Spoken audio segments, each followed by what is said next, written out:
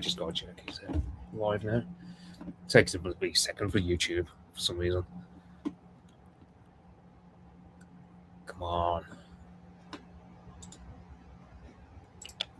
Is it live? Is it saying it's? It's live, yeah. Yeah, I don't know why my YouTube just isn't. Never mind. It's loaded up now. Yeah. So yeah. Good evening to Duke. See you in chat. I know, like I know Duke. I don't know what. I imagine it's like late for Duke, so good to have him with us. And I know, like, and yeah, I hope by the end of the stream he'll know a fair bit more about East Germany than he does now. I can talk a bit about the East German, like, sort of foreign policy a fair bit, so I can talk a bit about that later on in the stream. And I'll talk.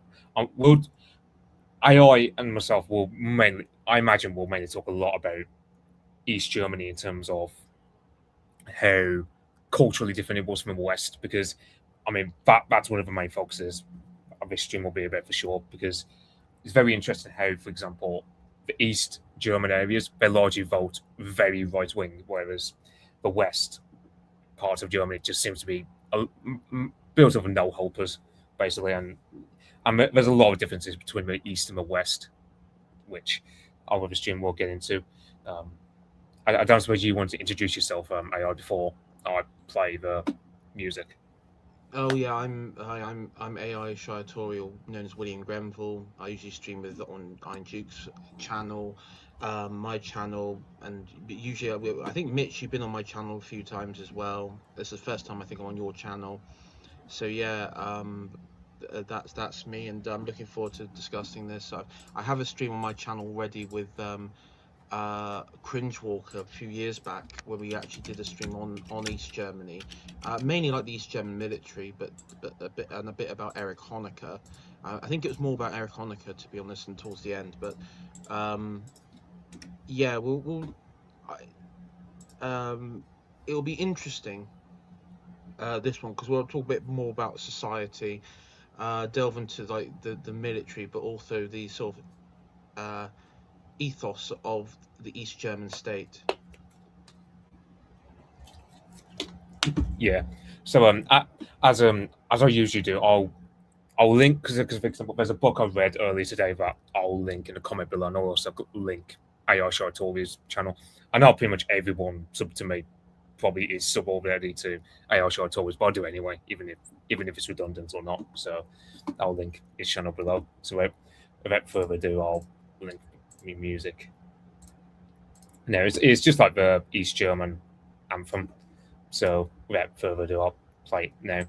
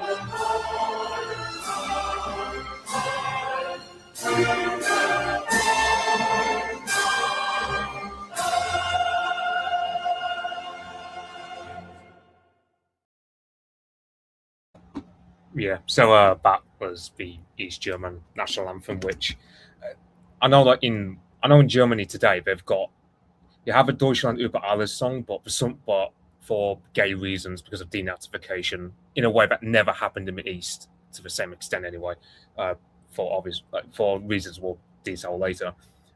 East Germany, Yeah. yeah, because the thing is in the West, suffice to say, their denazification was all about breaking down any sort of idea of Volksgemeinschaft, whereas in the East, they Yeah. just repurposed it for from a more socialist lens, but they still kept it, which is why. Denazification and this is kind of like, I mean, this is all like old school stuff we're talking about here, but it wasn't just about attacking the structure of like the National Socialist state. Obviously it's wrapped up in the ideology of never again, but it's also wrapped up in the West of total liberal, libertine, and cultural and what's called cultural Marxism, which is basically Trotskyism. If you look at a lot of the neoconservatives, um, as pointed out by many writers, even our own residential writer that we all very keen on, Richard Hilton, points out that a lot of the neoconservative movement at this time, when if you look back in literally the years after the end of the Second World War, it was um, Trotskyite inspired, and of course, if you Stalin at this time, who was the Stalinism, which was the hegemonic system in the Soviet Union and the Eastern, what would become the Warsaw Pact countries, including that of what would be East Germany, was dominant. I think when I sort of describe the I know it's a term as boomer truth, but let's just stick with the post World War II narrative and denazification. In the East, it was just structural. It was just purely the people and the structures that held up the Nazi system. Well, that was done away with as soon as the end of Hitler's suicide and the removal of his top guys. In the West, though, it was more of rooting it out as like a ethos and pathological, cultural aspect of it, which they and then, of course in the West it had like these bizarre moments of hysteria where you had like these werewolf battalions. They were the Allied forces were, and particularly the Americans were obsessed that there was like some secret underground um, Nazi werewolf battalion operations that go on.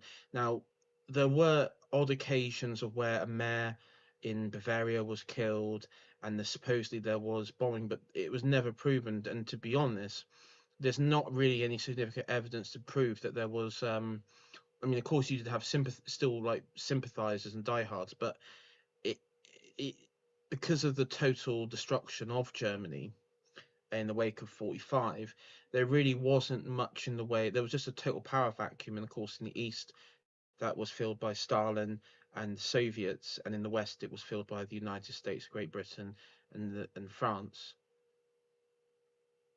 Yeah, curiously, because if one thing about immediate post-war, Stalin's original plan for East Germany was he wanted because Stalin didn't have it like even though the war with Germany was quite brutal, Stalin didn't really have anything against the Germans per se, unlike what he did for the Poles. So while he wanted the Poles and the Czechoslovaks and the Hungarians to be his puppets, Austria and Germany were seen as one. He wanted them to be perhaps reunified, but also neutralized. So Austria, for example, in 1955, they are fully brought back as an independent country, but part of the deal is they can't ever join NATO or the Warsaw Pact. And Stalin did want that for Germany, but because of a guy called Walter Ulbricht. I forgot to screenshot. So yeah, so yeah, this is Walter Ulbricht, who so the Communist Party of Germany, they were largely exiled to Russia in the 1930s, and during the Great Purge, 3/4 of them were dead or gulagged, with the remaining quarter centralised around two guys, Walter Ulbricht and Wilhelm Pieck, who were the two left of a Politburo, because in the 1930s, the KPD's Politburo had 9 people, of whom only 2 were left, because basically, and it was like a eugenic process, like kind of like a eugenic process in terms of Stalin's point of view, anyway, which was get rid of all these communists who apparently survived Hitler's camps, because in Stalin's logic, if you were a communist who survived a concentration camp, chances are you made a deal with the Gestapo, which yeah, which is a something Erich Honecker has that's been and there is evidence to suggest that he was an informer for the Gestapo. There's actually quite a bit of evidence in more recent years have come to light in that in Germany, and I've seen several translated German articles which have talked about that, which would explain how he was it is quite surprising how he was able to go through the ranks, but also explain some of his more pro-Prussian views, which is something we get onto a bit later. yeah, and curiously, there's a guy here. I'll go put a picture up. Wilhelm Stoff, who was actually in the Wehrmacht in World War II. He actually got the Iron Cross second class as an artillery guy, if I'm not mistaken, on the Eastern Front. And curiously, he got put down as a victim of fascism after the war. Like, so he becomes defense minister. It's under him that the East German army, they take up the uniforms to do. You think of the East German uniforms with their helmets, which were literally just like these uniforms were what, with the exception of communist insignia that got implanted upon them, these were the post-war. Like, this is what the mid-century Germans were planning on doing after the war in terms of uniforms and the caps. No worse of it. It's basically the same as the. Yeah, I mean, it's basically the same as the. I mean, that could be the, like, Hitler's Black Guard, you know, during the Second World War. That the actual lapels and design, the white waist and belt, is actually a one-to-one design of Hitler's Black Guards uniform. So I mean, yeah, it's yeah, you can see that they kept like a distinct German Prussian military. I mean, part of the uniform also goes back to World War One as well. The Prussian army, Prussian regiments, I should say. Yeah, and the thing was with so the West German army, meanwhile, they took a lot more of an American style appearance, which is why their uniforms look very American. Like, they're completely divorced from what you expect of a German uniform. Whereas the East Germans knew they can't copy the Red Army uniform, because why would they?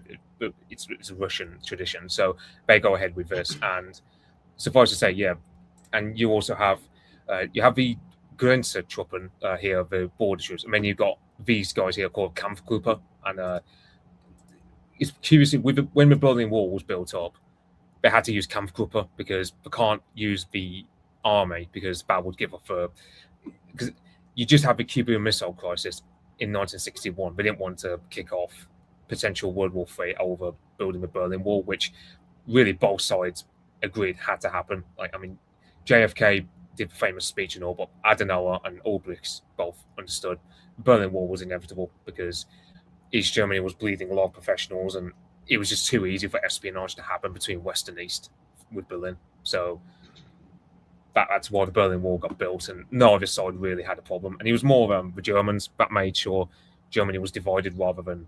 I mean, you could say the foreign powers put their gas on the pedal, but Stalin, for example, he originally wanted to give away Eastern Germany back into a reunified Germany, but when Adenauer announces the foundation of the Federal Republic of Germany in Bonn in 1949, Stalin, he goes full steam ahead with letting Ulbricht and the German Communist Party.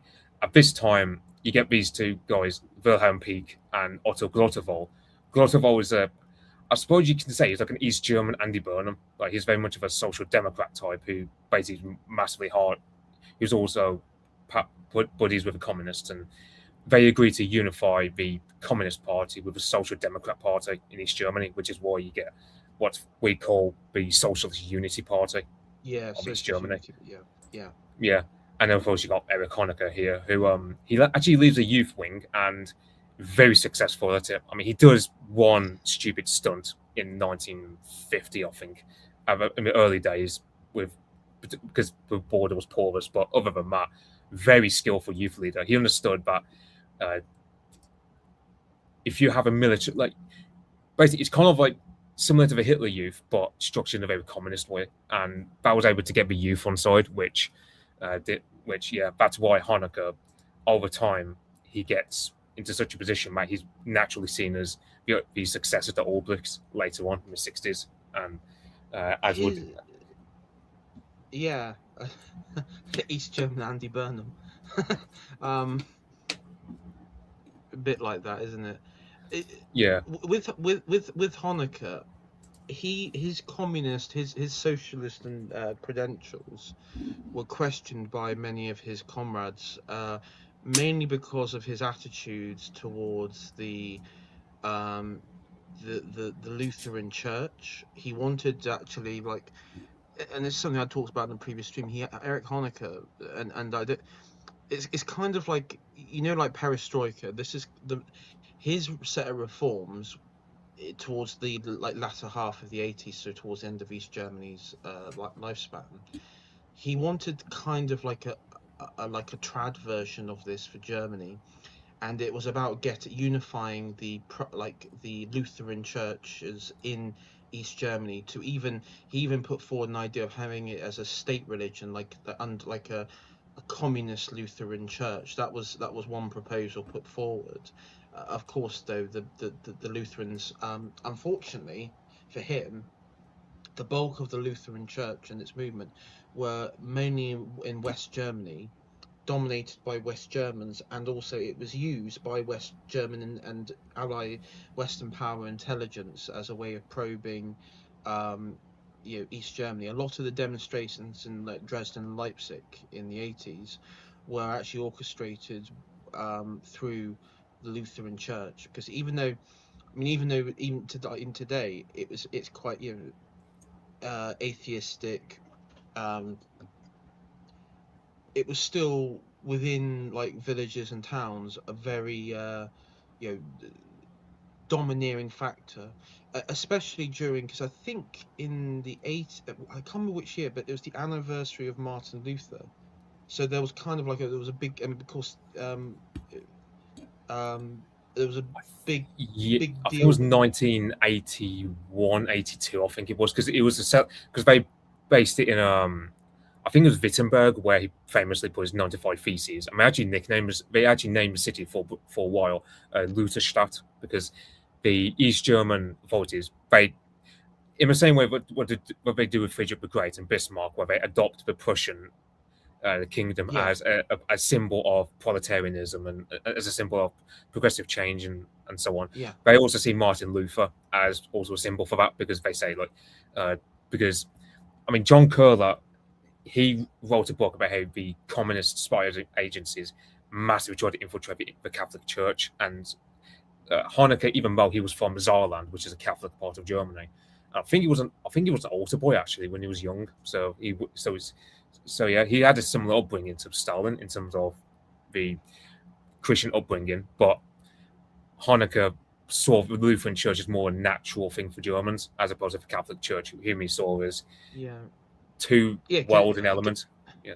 Yeah, because you could argue Martin Luther was somewhat revolutionary. I mean, one of the things that Stalin, and he was quite happy to promote, and he allowed the Czechs to do this, was of course the Hussites, because the Hussites are viewed. Lenin talked about them in a rather positive manner, most so did Marx, as like this proto movement that was. I mean, it wasn't just it was religious, but also social change to like a form of collectivism. The problem is though with the Hussite movements, as the communist regime in Czechoslovakia found out, is it's actually more nationalistic than it is collectivist and communistic. If that makes sense, it's more nationalistic, and unlike Germany, the communist the communist regime and this is something I will say now. When you look at the Warsaw Pact countries, not each one was different in how it actually was controlled. Now, I would say East Germany was pretty locked in as a state.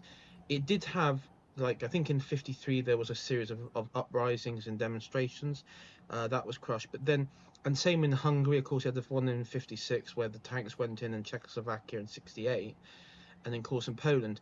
Poland was a very interesting one because the communists were barely in control. Poland was like this. Even Stalin, what did Stalin say? He said like even in Poland, communism wouldn't really work because it goes against like every poll. It was a struggle. And in the Yeah, Czech he Republic, yeah he famously said trying to fit communism into Poland was like putting a saddle on a cow. Famously. that's right. And in Czechoslovakia, it was a similar thing. Their branch of socialism, they wanted a more Yugoslavian version of it, separate. And then when after their '68 uprising, and when that was crushed, it was basically just puppeted from Russia. And the reason why it was able to collapse so quickly is it didn't have any just roots within. It had to rely on just being like a puppet state. I think East Germany was a bit different though, because there was this sort of strong undercurrent of power from its own people, like in uh, probably like in Romania and Bulgaria. Um, but again, the with East Germany though, I mean, it was in Romania. It was the cult of personality behind Nikolai and Elena Ceausescu that was which you don't see in any of the other Warsaw Pact countries. You don't really see a cult of personality in that way. Yeah, so that's been like with the exception of a 1953 uprising, which happened mainly because Walter Ulbricht didn't know when to quit while he was ahead, because it was just after Stalin's death, and people believed that it was going to see some liberalization because people will talk about Khrushchev as a liberalizer, but ironically, Khrushchev he supported maintaining the East German state because Beria actually support because Lavrenti Beria he supported giving up East Germany to the West to try and buy like a buffer state to get a same deal in Germany as they would later do with Austria, but Khrushchev, ironically, while being somewhat more of a liberalizer at home compared to Stalin, he actually wanted the East Germans to harden up, and so he sends them tanks to help crush the East German uprising. And the thing about it was, the East Germans. I was reading a book. Katja Hoyer is the author of a book called Beyond the Wall. I'll link it below the stream.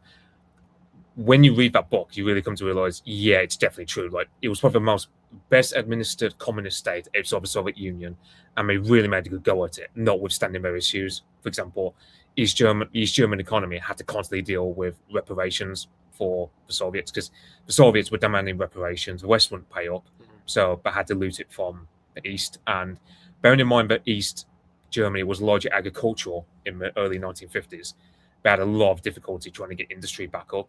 And yet, Yeah. their industry in 1950 was the same levels as what it was in 1938 before World War II. So, And that's what I mean. The reason why Beria and many other Soviets wanted to let East Germany go was, and obviously we talk about this with the end of the war.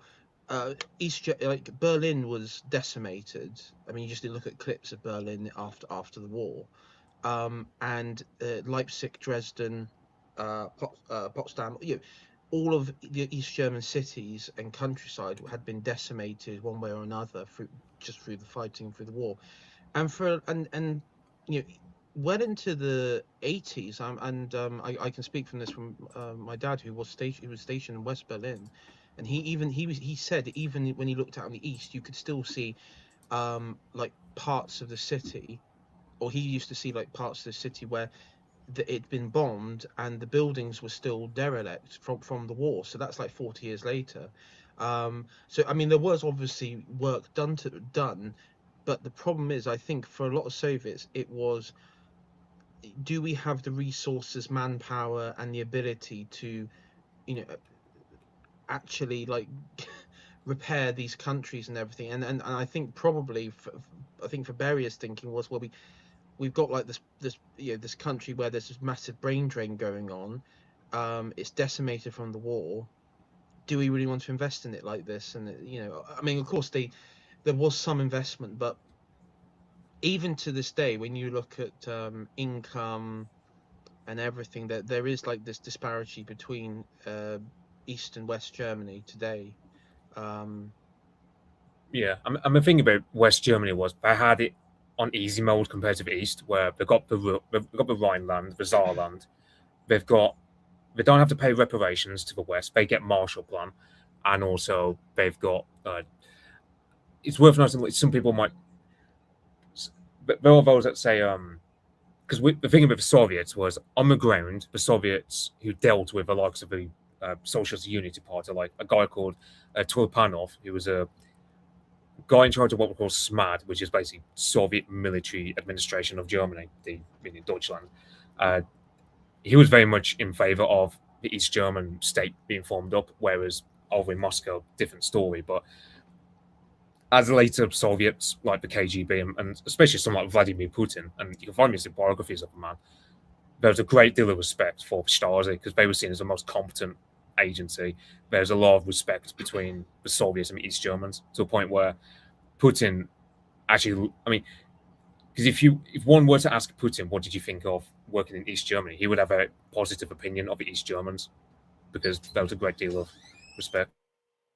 yeah, it's quite interesting because there is like this. And bearing in mind, his uh, was an older sibling of his killed in the siege of Leningrad, where he lived. That one of his family members and his mother were, within Leningrad, and I think someone was killed. Like, a good part of his family were killed.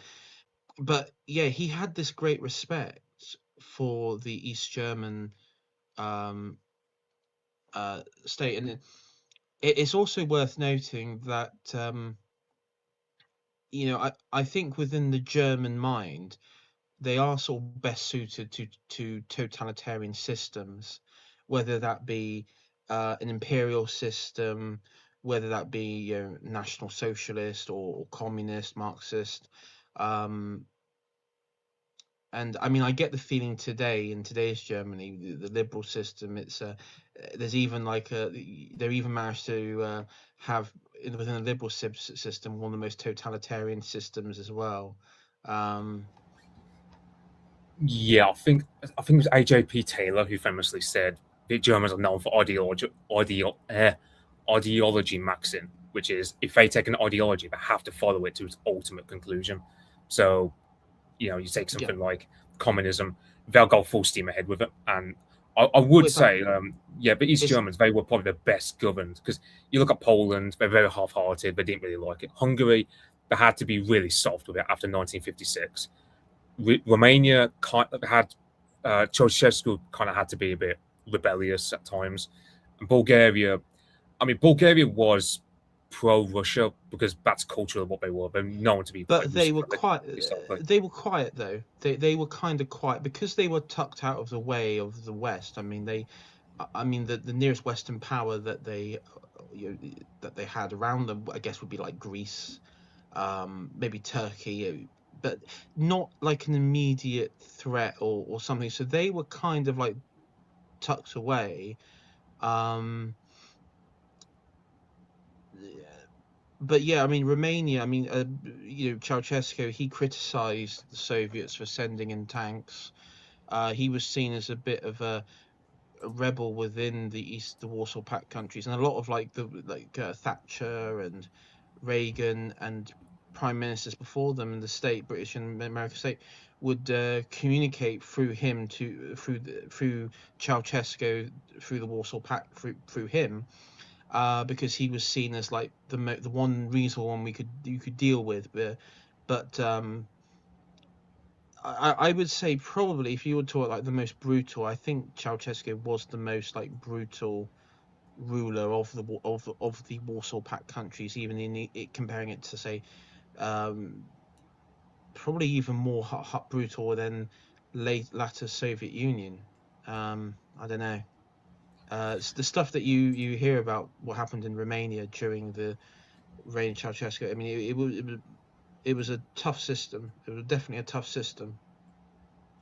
Yeah, I mean, yeah, because you have with East Germany. I mean, initially, for example, with Stasi, you have physical beatings and the thing was, it was sort of Stasi headquarters. There was a statue of Felix Dzerzhinsky, who was the founder of the Cheka, and there's a lot of quotes where uh, Erich Mielke, the guy in charge of Stasi, like Erich Mielke here, he would say like the ideal Stasi member is like a Czechist, cool-headed, uh, brutal with his hands, and calm in action and thought, or words to that effect, basically. And there's a great sense of admiration, but also when you look at the KGB, the agency they like to work with most was the Stasi.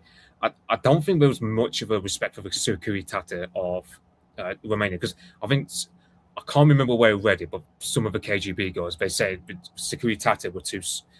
I don't. They were so sloppy, or they would go about things in a more brutal way than you ought to. Whereas Yeah, Stasi were far better at it.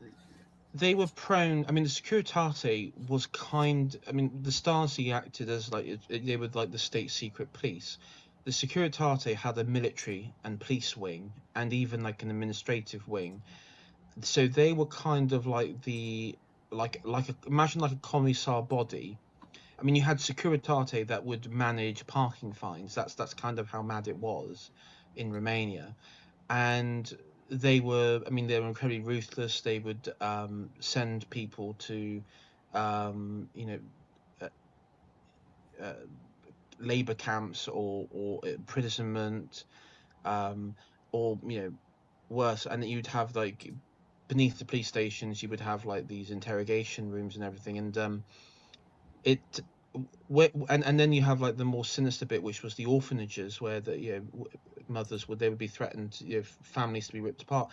And when you had the revolution, the first, I mean, a lot of Securitate officers who weren't able, it wasn't the senior ones, but the sort of on the ground ones in cities across Romania were rounded up very quickly, and a lot of them were killed by defecting army units. They were the first ones targeted, and also they were the first ones that were trying to rescue Ceausescu and sort of put down it, because they operated more as like a military. I think they're going back to East Germany though. The Stasi, they I think you put the stat in chat there, like 1 in 6 were informers. That was kind of I would say with East Germany, they didn't really need the Stasi numbers, because I think there was enough people compliant. But the problem that East Germany suffered was during I think it was was it the Potsdam Conference. You had Germans, ethnic Germans, and I say these are millions living in what's now Poland, the old East Prussia, Hungary, all over the east, even as far as Crimea. And you had these mass expulsions of ethnic Germans. I mean, many who went to the Allied territories, but also those that ended up in, particularly like from neighboring Silesia and Poland, ended up in East Germany. And so you had like this, this vast wave of migration to East Germany as well. And I mean, looking at it, and I think maybe this is why a lot of the Soviet leadership, particularly Stalin, was kind of I don't know, say like forgiving, but trying to at best to, because I think there was a realization, okay, well, we've expelled ethnic Germans. I mean, the punishment is now done. Now we need to sort of move on and try and build up this East German state and everything. and or maybe even handing it back.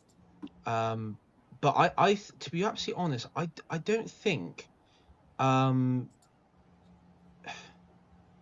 I don't think there was a need for the level of a secret police in, because I think most Germans were compliant. The most of them were compliant. I mean, you had your dissidents, but at this point, most are compliant. The the actual population that wanted to leave East Germany, it happened a lot later on when the results of the U.S. Marshall Plan in West Germany, where, and I will be honest, we have to be honest with this. TV was being beamed across into East Germany, and most East Germans would watch TV, even though that there was a good chance their neighbour was a Stasi informant, or one of their neighbours a Stasi informant. So they would watch East German TV, and they could just also see, if they were living in Berlin or along the border, they'd be able to see, what the West was like. And yeah, I mean, for many, it was an attractive prospect for sure. Yeah, I think like Honecker. So one point made in the book I was reading was that Honecker. So in the mid late 60s, he tried to rail against stuff like the Beatles and other Western culture that was seeping in, but after a short while, he had to realize the hard way, especially in the early 70s, it just wasn't going to cut it. Like the at that point, the original enthusiasm that the youth had in the early 50s for communism, that had largely faded. And some of the Western culture had appeal, and there's only so much you can do about it. So he thought what he did was he would have, let's say for example, these inter shops, so like international shops set up where you can buy Western goods, and the state will subsidize it so that it's affordable for everyone. In the hopes that it would be a fad, but all it ended up yielding was it ends up making Honecker look like he's cheaply imitating the West, and that's one thing that, in a way, does him in, because most East Germans are very compliant. Yeah, I mean, for example, Angela Merkel. I mean, I think the most rebellious thing she ever did was she went traveling through Eastern Europe without a visa. Like that was that was the most rebellious thing most East Germans had done, was either went traveling through like Georgia in the Soviet Union, or they went mountain they went through, let's say, somewhere like Romania without the proper visa, with getting cleared with Stasi. But the Yeah, most punishment you get for that is I have to write a long essay saying why you disobeyed the law. But yeah, I mean, the thing yeah, was, in the 50s, especially in the 60s. So, for example, by 1970, 55% of East German households have a fridge, whereas only 30% of West German households had one. So East Germany was comparative to other Eastern Bloc countries, were very good at fulfilling civilian consumer good needs. Like very, like, so, for example, by the mid 1970s, pretty much everyone had a fridge, a TV, and a washing machine, which you can't say the same for the likes of Romania or big parts of the Soviet Union. So East Germans are very efficient at, as far as communist countries go. The East Germans were probably the most efficient at satisfying the sort of material needs of their own people, in a way just other Eastern yeah. countries like Poland just weren't. I mean, the Soviets did uh, appropriate, for reparations from Germany, from East Germany, about 10, I think it's 10 billion Deutsche Marks, or something like that, equivalent to, in the 50s, and then collectivized, in like the uh, 17,000 factories for Soviet use. But I mean, that was sort of the extent. I mean, a lot of the military industries, 'cause a lot of the military factories were in the East anyway, originally. A lot of those factories that were owned by those in the previous regime were almost, because back then, if you owned a factory, you were like a member of the Nazi Party, and so those individuals they were just confiscated from them, um, and that was it. I mean, if they were like committed crimes against Soviets, then they would be tried as war criminals or sent off east. But for the most part, they were just confiscated. When it came to um, actual like war criminals, the, people who had been tried, particularly those in the SS or Gestapo, they they did still have some form of rights when it came to owning property and living. If I remember correctly, and I'm just trying to think, I think they were excluded from certain positions, like in education and in um, the uh, state governance, but they were allowed to be like in military and things like that. It depended on, I think it was depending on like a case by case basis, but they weren't as like dogmatic in say West Germany, which is quite ironic because quite a few of their the West German generals and stuff were quite senior officers in the Wehrmacht and what have you. Um, but I mean, it depends. I mean, one senior West German officer was a guy called Hans Speidel, who was Rommel's deputy at the time of Normandy. And there are conspiracy theories to say that Hans Speidel, he purposely sabotaged the German war effort to help the Allies in Normandy, which, because some of a lot of the Panzer divisions were not active at the time the Normandy landings happened. Because if they were, we would have been chucked back into the sea. But, and there's I know one funny thing was so Friedrich Paulus, the guy who was in charge of the Sixth Army at Stalingrad, he was one of the main architects of the East German Army, alongside other guys like, such as, for example, the aforementioned Wilhelm Stoff, who was yeah, actually Wehrmacht soldier. Plenty of East German generals, especially in the early days, were former had to be in the Wehrmacht because that was just pretty much everyone who had a military education was in the Wehrmacht. That was just unavoidable.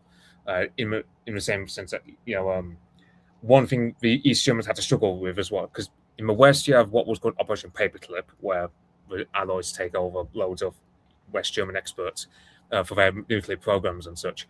The Soviets did a very similar thing where they would just go up to these East German scientists. I think it was like something like 3,000 of them were packed it off was a lot. to Yeah, yeah, yeah, yeah. 3,000 of the best minds, especially nuclear uh, and The rockets and so rocket. on. Yeah, Yeah, it was called yeah. Operation Ossoviachim, and I mean, they did get returned to East Germany at a later point. I think like by 1954, they were pretty much all repatriated.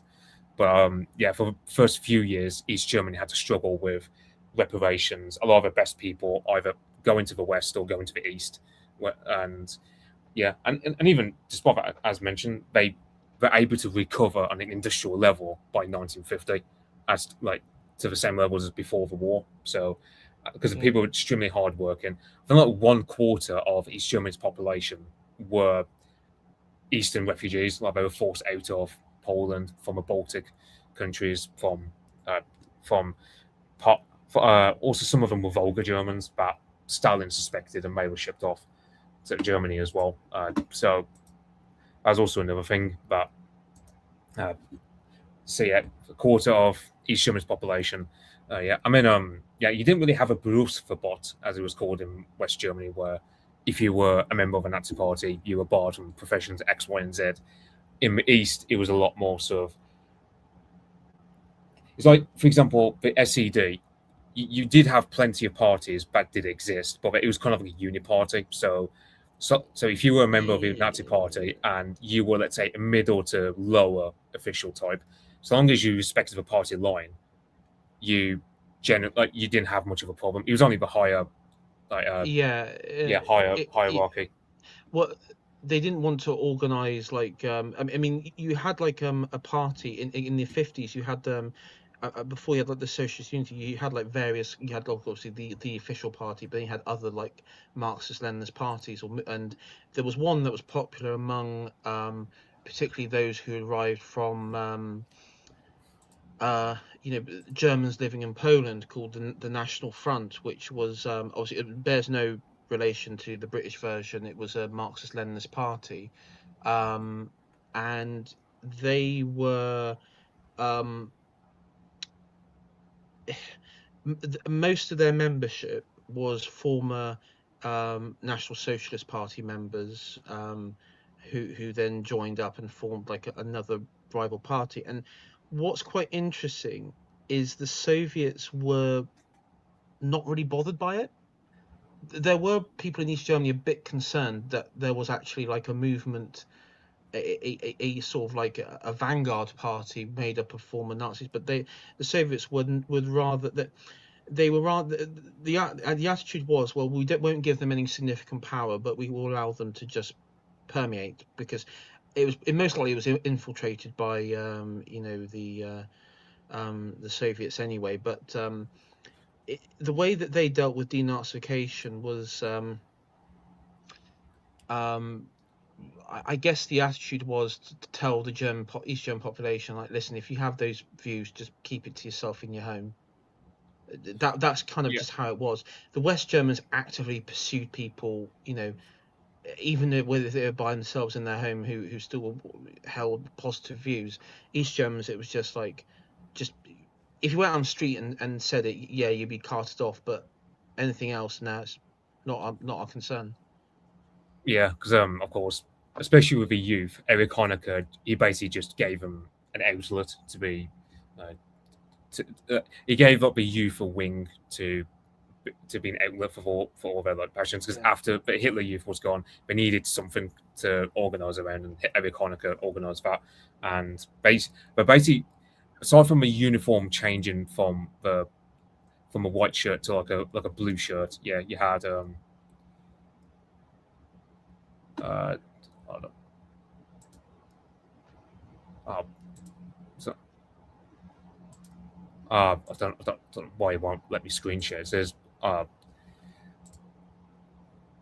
it says it's a separate from you. So I don't know what's going on. Oh. I don't know. Uh, I don't know if you want to if you want to screen share, I'll take mine down and I'll see if. Oh, maybe it's really one at Oh, a never time. mind. But Zoom a tech moment from me, Leo. Yeah. So yeah, This so just to what legacy of this is a legacy. This is I think this is 1987. This is East German miniature concert celebrating the 750th anniversary of Berlin. And so by now, Frederick the Great statue had been returned in Berlin and in Brandenburg and Potsdam.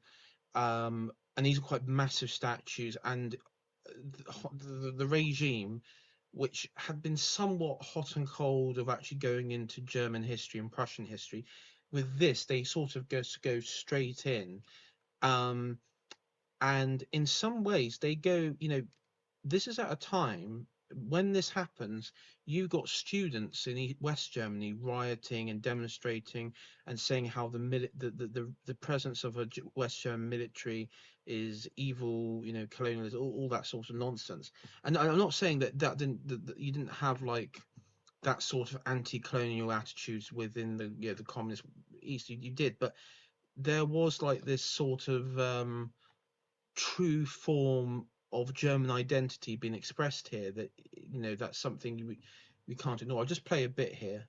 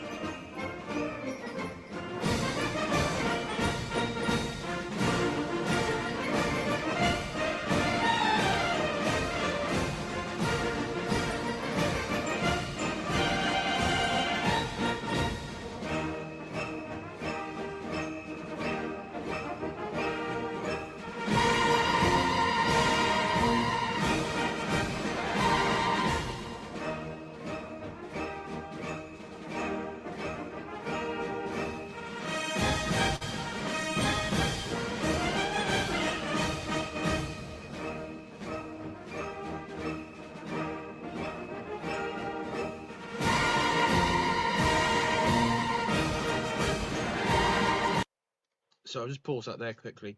Um, for Mitch, you probably picked up on this as well. These tunes aren't, created by the East German military. I think these tunes in this music goes back to the Prussian kingdom, and they yeah, Red Army faction by the Meinhof operating in the West, and this is kind of again, this would have been unimaginable probably about a decade earlier in East Germany, but before the East German regime.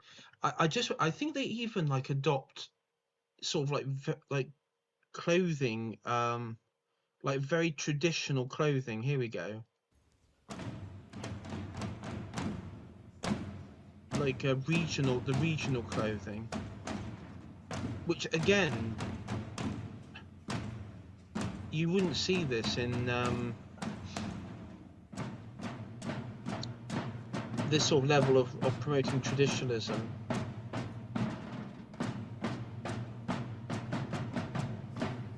In the West, because it was very materialistic, it was very Americanized. Um, it was really opposed to what this represented, and it'd usually be the form of mockery.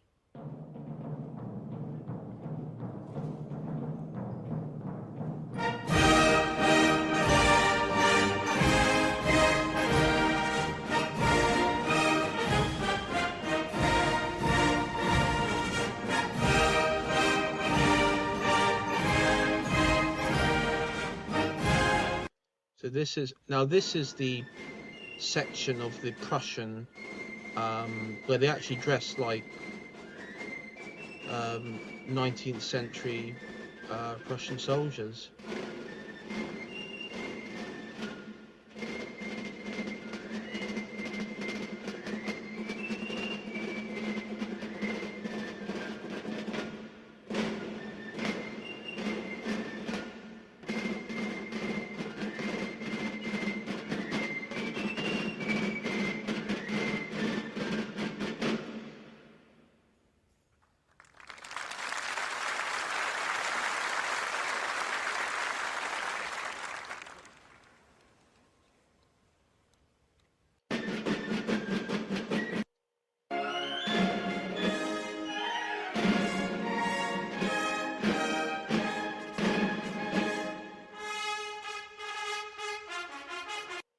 Okay, that's probably enough of probably more 18th century, to be honest.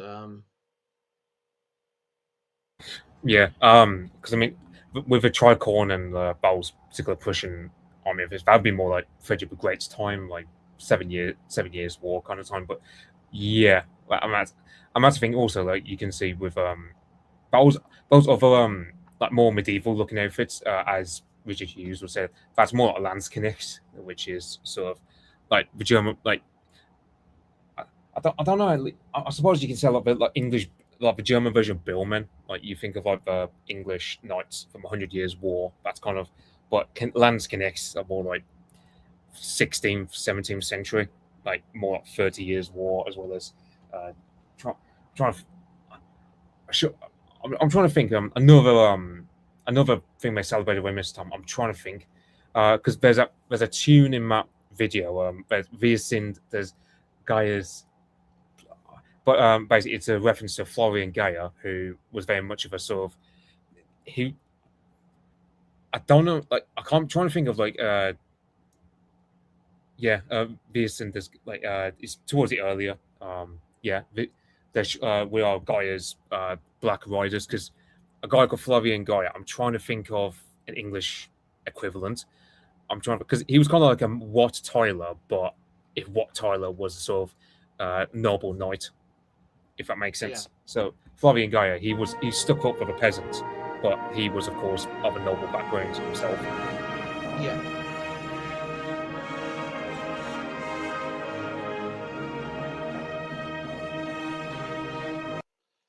I mean, not to go all tanky on this, but I've watched many clips of East German military parades and also German parades from the mid-century.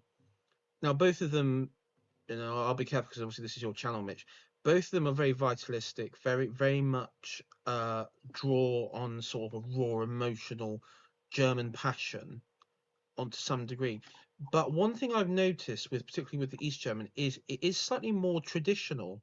It's actually more respectful of a traditional Germany than the I guess you could say mid-century German, because very much they're sort of they're sort of like leaping forward into the future.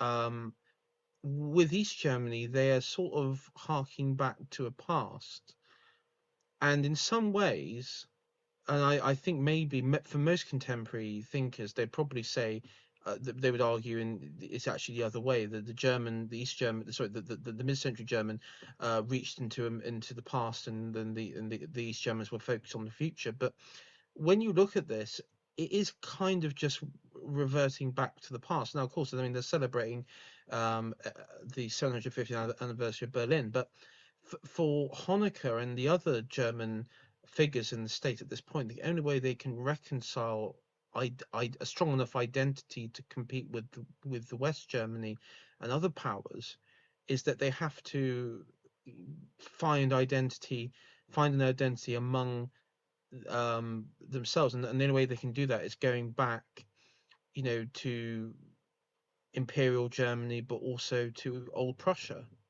Sorry, Prussia, not Old Prussia, as in the pagan medieval, but the Prussia of Frederick the Great and figures like that.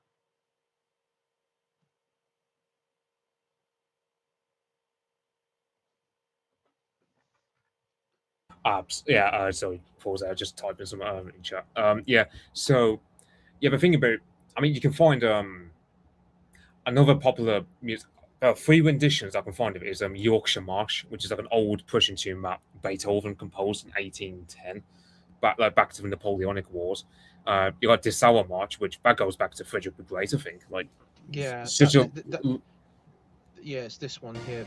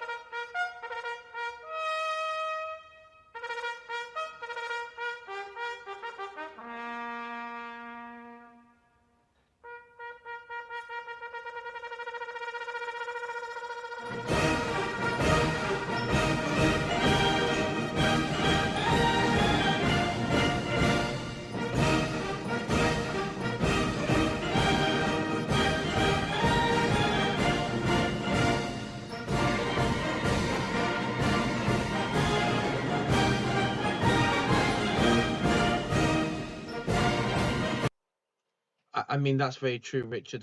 To be honest, if this is what communism was, I'd be like Honecker's top guy. I would be East Germany's top guy. Kidding, of course. I'm kidding. That's a joke. Um, but there is something. I mean, there is something to it. There is something vitalistic to it, and I think if you were to adopt an ideology, whatever it is, you could make an ideology which is, I mean, if you look at communism today, particularly in the West, I mean, if you look at And this is quite funny. The Red Army faction, which was backed by East Germany, it was filled with homosexuals. It was filled with loser students. It was filled with drug addicts. Yeah, the And funny thing is, Honecker being himself a very moral conservative. Meanwhile, like I think like it's similar to what happened with Castro's Cuba, where like if you were sort of a Western style degenerate, like if you were homosexual, or like, let's say you behaved like what we think of as a degenerate back then yeah, but in East Germany, you'd expect the police to like shave your head and just like and just like kick you about, yeah, basically. they called it, like, in the Soviet Union, like, but the same in East Germany, as like a bourgeois immorality. It was bourgeois behavior. Behave with the bourgeoisie, homosexual. Because this is the thing, homosexuality, particularly in the mid-century point, was seen as a very fascistic trait. But yeah, Yeah, and and Putin ran the Red Army faction. You know, it's quite interesting, because I do want to know, like, what the end goal was of the Red Army faction, because it the type of people that were behind it weren't. I mean, it was obviously not designed to win over the West German population or to do anything. Was it just to harangue? You just have like some drunked up, like, low tier terrorists to just harangue. Um, I know I mean, it's yeah, it's similar to So, for example, you mentioned the National Front earlier, right? And the thing was in West Germany they had a party called the Socialist Reich Party, which was basically like it was basically like a neo-Nazi party. We had Otto Ernst Riemer, the guy who helped to crush the July plot when Hitler nearly got killed off. The same guy who crushed that July plot later forms up a pro-Hitler party after the war in West Germany. They collect some like 450,000 votes in Saxony, like in northern Germany, before they get banned. But they were actually getting funded by East Germany because the thing was they were yeah, seen as similar to Red Army faction. I just thought, to me, I just think they're seen it as a means to get at West Germany. Which one thing I will say about West Germany, every facet of West Germany was infiltrated fully by it's not technically a Stasi for pedantic sake. It's apparently it's called HVA, which in German is Hauptverwaltung Aufklärung, which is like German version of MI East German MI6, whereas the Stasi were basically more MI5. But yeah, but technically HVA is a branch of Stasi, but the way people record it, you have to put it separate because jurisdictions and whatnot. Even though technically yeah, the HVA are technically a branch under the Stasi, but yeah, yeah. Iron Duke's done a pretty funny, because I said the RAF, as in Red Army faction, I was referring to, was filled with homosexuals, drug addicts, and degenerates and stuff like that. And he's just like a quite a funny quip back. Yeah, yeah. Fair enough. That's a pretty good joke. The funny thing is, though, there was this over. Just another thing. As I heard from my dad when he was in West Germany, the American United States Air Force, if you want to talk drug problems, the United States Air Force was awash with heroin and cocaine.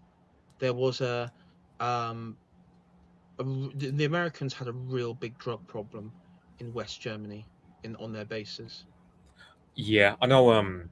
This will be more for the topic I'll explain, but like next week when I took up the Stasi and the HVA, but there was that one nightclub that got bombed in 1986, which they tied to Libya. But the thing was, American servicemen who were killed off. I think like most of them were African Americans who were just getting drugged up, basically, as well as a Yeah, couple of white homosexuals.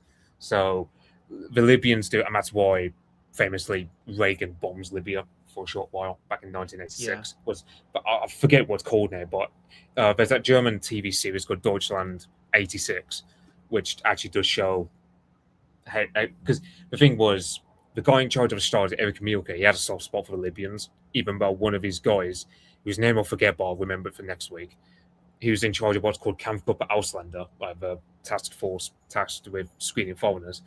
He was saying the Libyans are planning something big. They're going to bomb one of these nightclubs where these American servicemen go to get drugged up, and it's going to yeah, look bad for us. And Eric Mielke he stubbornly refused to uh, screen read Libyans properly, which is why it happens, and East Germany get egg on their face.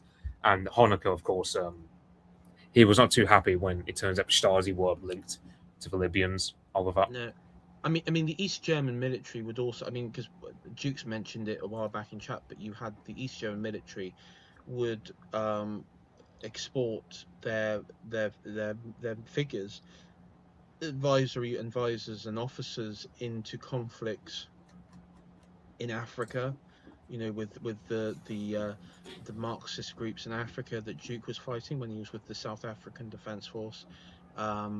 Yeah, there you go. East German officer was killed, but also you had like in Angola, and also you had East Germans advising the PLO in Palestine as well. And there's a clip, and I've been trying to find. I can't find, but there's an interview with a East German officer who had views. He was asked his views on just to give context. There was a very young Benjamin Netanyahu who has been interviewed about this was back in like the 80s, and he's been asked about the Soviet Union, the threat that the Warsaw Pact countries, supporting the PLO and Israel's future, all that sort of stuff. And it goes to a clip of an East German who's saying that he says, "I'm devoting my life to the destruction of Zionism and the destruction of the Zionist state." And it, I mean, it's quite funny because you have like this blonde-haired, blue-eyed guy sat there, and he's just like going hell for leather. I mean, of course, he's doing it from a point of view that maybe different from his father's point of view, but he is, it just sort of goes to show that history has a funny way of ideologies doesn't really matter on the grand scheme of things. With these sorts of things, it can the reason itself is just how one justifies it, but it exists very differently. Yeah, I know. So to add context to that, with the PLO and stuff, so West Germany had what was called the Hallstein Doctrine, which was anyone who does business with East Germany can expect an embargo from the more economically powerful West Germany. So for a long time, you might have like these African countries or the Middle East who refuse to do business with the GDR, not wanting to be shut out of the West German market. However, Nasser, in charge of Egypt, basically the West German government, they greenlit a loan as well as credit to be given to the Israelis because they were wanting some money to prepare for the 6 Day War. And after all that was, and when the Arabs found out about that, they basically just boycotted West German goods and whatnot. And Nasser actually invites Walter Ulbricht and the East German government for a state visit. That then opens up doors for East Germany to start working with a lot of these Palestinians and Iraqis and the Baathists. So, for example, Saddam Hussein's army in its early days before the Gulf War, a lot of that was helped with East German military experts. For example, Ethiopia was also similar, where a lot of the guns that the Derg, I think they were called, the regime led by a guy called Mengistu, they were having their gun. Yeah. They were getting guns from East Germany in exchange. They had to export coffee to Germany because, of course, East Germany they were uh, they were running out of foreign currency to pay for coffee because coffee was very much of a mainstay of the East German daily routine.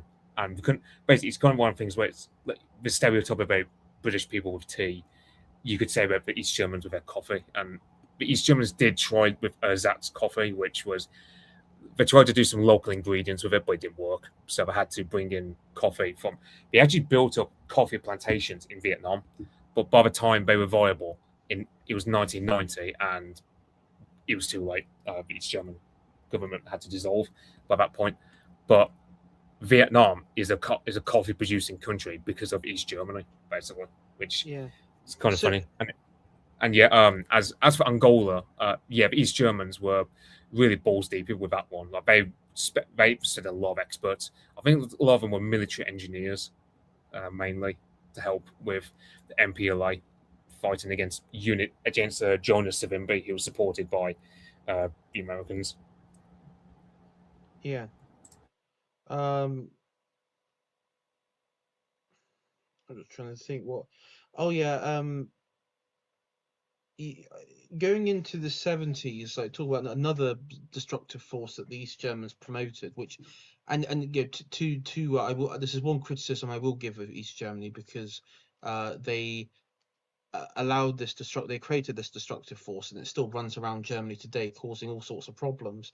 And that is Der Spiegel, which is uh, I mean, it was a magazine which is full. I mean, today it's full of like anti-white leftist bollocks, and it was something they created back in the 70s. And I mean, today it encourages violence against conservatives in Germany, attacks German identity. So while East Germany no longer exists, that went away. Unfortunately, its destructive bastard offspring is still with the German people today, and it's um, they've had scandals of where they fabricated stories and had ties with the um, uh,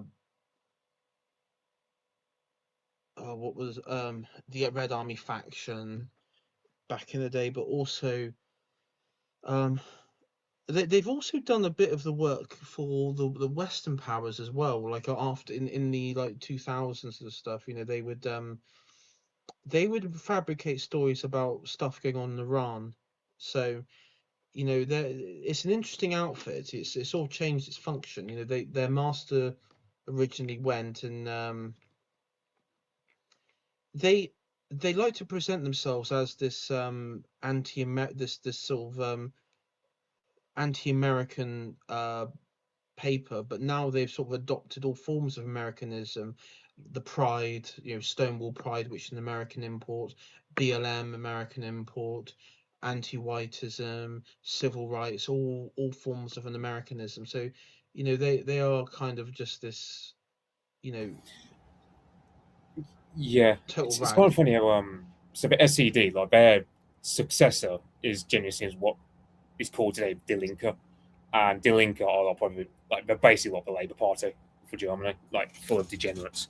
And yeah, and the thing about was with the Red Army faction, basically like those kind of people dominate Die Linke now. Like you did have a brief while with Sarah Wagenknecht, sort of that George Galloway style tendency, but Yeah. uh, yeah, basically, but yeah, the Die Linke is basically run by the dysgenic left wing charlatans as Well, opposed to I mean, to be absolutely brutal, we've just witnessed probably the most vitalistic expression of German culture in that clip from East Germany. But then today you've got like these like heavily, well, I won't use the word, but autistic and disabled, like there's these black German speakers who are in the party, or these transgender people, totally dysgenic. And in any Soviet or Marxist system from the previous century, they would have been done away with at birth. I'm not, and that's not me being like edgy at all when I say this. That they would have been done away with because they um they serve no use. They would have been built up. They would have been built up to be the well, apart from the black one, but they would have been built up to be the figures of the model German that you see in East Germany. And this is kind of the predicament when you compare the two regimes. You have, and you see the meme where people say the communists of today versus the communists of like 50 years ago. It's not so much the ideology that it changes, but what happens is communism. The truth that communism, in the sense of the projected, was always projected by the Soviet Union. In 1991, when the Soviet Union went, effectively communism and ceased to exist. Anything outside, like you have like the rump states or rump political parties, they lost that moral center, and that moral center then became the West. It became capitalism, and even though they all profess that they reject it, they reject Americanism, the reality is they've all accepted it in some form or another, and they accepted the forms of these bohemian bourgeois lifestyles that have come with the West, and they're quite happy with it. Even George Galloway, who is and Jeremy Corbyn, who are seen as like these old school Marxist types, have accepted forms of Americanism and Western morality. Um, Yeah, and just another whole note you point. Like, for example, you see like this is like a lot of these prefabricated concrete housing that East Germans would build up for their people. I think this is Rostock, and you see it's Hanseatic style, like with the color and sort yeah, of style. But like it's kind of like they're still doing the modern communism style architecture, but they're also wedding it into, for example, a Hanseatic tradition that used to dominate the Baltic coast as well. yeah, So yeah, it's a weird one. I mean, yeah, you got this. You got this famous car, the Trabant, as it's called. Trabant in German means satellite or companion, similar to companion. Sputnik. Yeah. So yeah, and it's like, Um, by the yeah, way, Der Spiegel was banned in East Berlin by the East Berlin Council, even though it was funded by East Germany and closed by the East German government. Even though it was largely funded by them, they did ban it in because their right journalists in the West were being critical because they're basically um, like just shit lib stuff. It was just total shit lib stuff. They were churning out civil rights stuff, and it was like, yeah, no, no, thank you. And so they just banned it. yeah. I I know. mean, yeah, Oh, sorry. I was just gonna say another thing is I know like you mentioned earlier about so a lot of subversive stuff as well with like the immigration as well. So like for example, East Germany had a really complicated view of what to say because they had loads of guest workers from countries like Mozambique and Angola and so on. yeah, But the thing was, so the East Germans ideologically and geopolitically, pragmatically speaking, they were on paper anti-racist and anti-imperialist and all the rest of it, but there are many cases where you can find like the guest workers. Let's say they sleep with a local East German woman and then they get deported soon thereafter, because the whole point of them is you do the work, you're there for a certain amount of time, and you're shipped off as soon as you're done. And whereas in West Germany, of course, by the time you get to visit, even like 1962, basically JFK puts pressure on West Germany to have loads of Turks because they want try because JFK wants the Turks into NATO, and that's why Germany's got loads of Turks, whereas East Germany is mainly ethnically homogenous because the East German government was very locked in on sort of on a cultural level. I don't know how to explain it because it's kind of like you can't easily explain it in terms of like how Marx would have looked at things, but they were very sort of very I mean, very sort of like German. yeah, I mean, Marx did have his criticism of some races, and in some of like he did have some forms of criticism, but I know what you mean. It was there wasn't like an emphasis on the international worker. That sort of because again, the Soviet doctrine was we export the revolution, not that you know, and I hear this from a lot of American conservatives, and you hear it from at the time. It's like all the communists and like in the East, they wanted like no borders, and it's like the trouble is like the communists in the East were like the most like fanatic when it comes to borders. Hence, I mean, look at East Germany; it's like the most extreme version of border control ever on on the history of the planet Earth. Um, but what you had is they wanted to export the revolution into different countries. It's not like they wanted hence why I mean they were happy to set up a People's Republic of Hungary, Poland, and so on, Czechoslovakia. It wasn't just we just make it a province part of the Soviet Empire. No, it's directly under Soviet control. They had to create. I think logistically they couldn't do it anyway. It would have been too complicated to govern that larger territory of peoples. But they weren't like they weren't as utopian as the leftists that you have in this country, and totally disconnect. I mean, you hear that the Communist Party of Britain today, which is just usually made up of dysgenic, male students and female students with big breasts. and they'll be promoting um, the communist ideology, but it will always be like through an international lens. And it's like, well, what about the worker? Well, where's the workers' rights in this? Where's the, Marx, his main thing was he talked about immigration in a very negative light, because he said that the final state of capitalism will be importation of workers, of people, to break the working, to effectively break the proles. And depending on how you interpret what he said, there is a sort of somewhat of element of truth to that. That, the importation of mass labor, um, no doubt in West Germany, I mean, it's happening in Germany today, is it breaks down the working man's ability to organize and unionize. Yeah, and it's like in the case also of like East Germany, you have this sense where, for example, they'll so for example, you might have a government say on one hand, we don't have any problem with, let's say, interracial marriage, but then the government will happily deport, let's say, a Mozambican, because I think it's fair because I was reading a book about this, and you can tell it was written by like a left wing type, like the dysgenic mutant type, because it waffles on. But the way I understood it was the East Germans had an ideological view of what to think of, like the Africans and so on, versus what happened in reality. And often, what happened in reality was they ended up having to deport these people because as soon as they get settled in enough and they try sleeping with the local women, you just can't get them out. So you have to be a bit I forceful with I, them.